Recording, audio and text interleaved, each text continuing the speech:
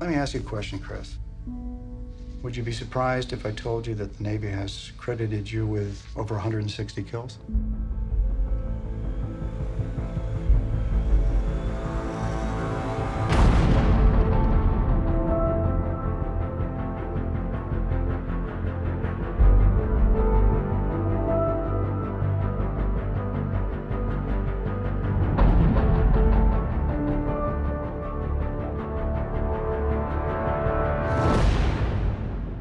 Thank you all very much for being here. And first of all, I just want to say how awesome it is to have Taya Kyle here. If you have not read American Sniper or seen the movie, Taya Kyle is an extraordinary lady who I've had the good fortune to get to know over the last year, and I'm very happy that you're here.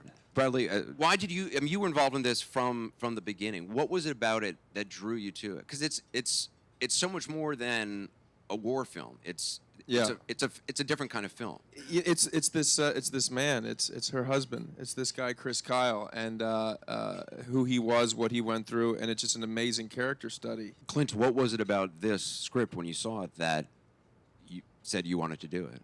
It just had more to it than just an action flick. I'm at this stage in life, I've done the action flicks, but I don't want to necessarily just repeat myself, and this was kind of unique. Yeah, Chris actually said when he said if he had his druthers that Clint Eastwood would direct the story of his life, and then so that gift he got.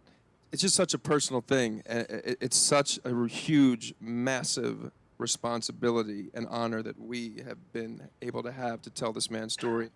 I mean, Taya, it's such a personal film, and in the writing too. I mean, there's so many. You are opening your heart and letting people in on the troubles that you and Chris face and the difficulties you guys face, not just the good times. Why were you willing to do that? I don't always cry, but I'm telling you, hearing Bradley say it's a little bit hard, or Jason, they've all been so close to me and close to my heart and shown such love and compassion for all of this. The results of that is that they all got the details and the nuances and the subtleties of that love that you have for somebody, that you would do anything for them. The beauty in Chris when I met him, and the kind, pure, giving, just goodness in him. I feel in my heart of hearts that it was that I wanted him around, but it wasn't just for me. You know, I feel like I wanted him around for him. Maybe sitting here right now with everybody all at once is what's getting me so emotional, because it's an incredibly difficult task, I would think, to do this well and to do it right. And I would have said probably impossible. But sitting here now, I realize why it's so possible is that literally every single person sitting here has brought their heart to it, and they've done so much more than they ever had to do.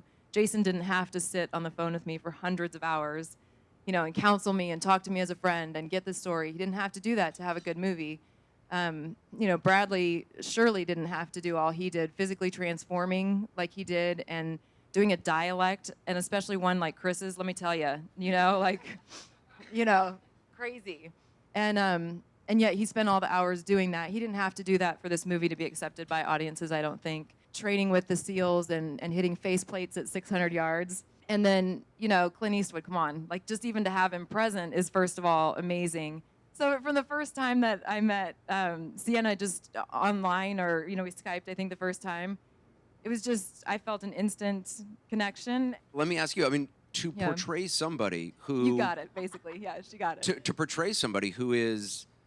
you're there with, and who's alive, who's you're meeting with. I mean, that's a huge, huge responsibility. How do you even go about figuring that out? It's a huge undertaking, and it's nerve-wracking to know that the person you're playing will eventually be able to watch and critique what you've done, and it's such sensitive subject matter that to ask those questions that you need to ask in order to be forensic about what you're doing, which is research, you have to go there. But Taya, as you can tell, is just one of the most open, personable, amazing, amazing women.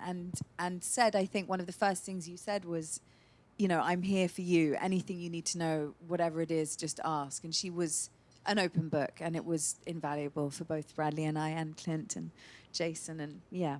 And Bradley, I mean, the transformation that you go through for the film, could you describe that a little bit? Because, I mean, you really are unrecognizable as yourself. I just knew that even to get to a place where I could even begin to believe that I was Chris, I had to, he was such an imposing man. He's such a charismatic man that had so many different qualities because he was so gentle.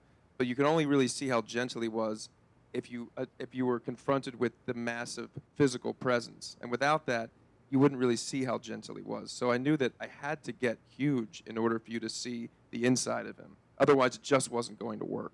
So I left myself no room for error.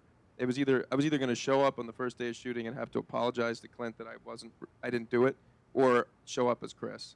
And luckily, I showed up as Chris. And he wasn't there, but she was there the whole time. And she really did open her lives to us. I mean, there's no way I would. Yes, I got big and strong and all that, but the only way I was able to you have to get that hook always that makes you believe you're the person.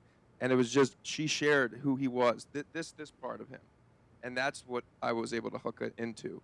The movie wouldn't be what it is, and I'm very proud of the movie. I think we did do him right, but it's all because of her. And Jason, where were you when you heard what happened to Chris, and how did that change everything? It was tragic, but I went down to the funeral, and Taya opened up at the funeral and said, I gave her my phone number, and she called 7 days later, and she said, if you're going to do this, you need to do it right, because this will play a part probably in how my kids are going to remember their father. And it was a huge responsibility, not just for me, but for all of us, and that's what Bradley's talking about. It's we had to bring something to this because it was personal. What do you hope people come away with this, learning, remembering, feeling? There's something very special about this family, this story, and the horror of this man being ripped away from his family at 38 years old. But it's a lot of people's story, and on a massive level. And that's the thing, that we happen to find a man who is just very charismatic, had such a thing about him, and a family that's just so that you want to learn about. So we tell this man's story, but he does serve a purpose, hopefully, that someone who's going to watch this movie, who maybe has gone through what he's gone through, or has gone through what Tay has gone through, can sit there and say, oh, wow, I'm not alone. That's why I watched movies when I was a kid. It made me feel like I wasn't so alone. It was healing.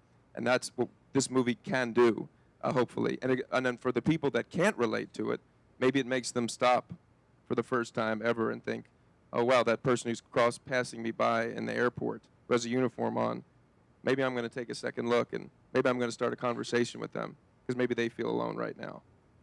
If that movie can do that, then we've succeeded. And I think Chris would be proud of that.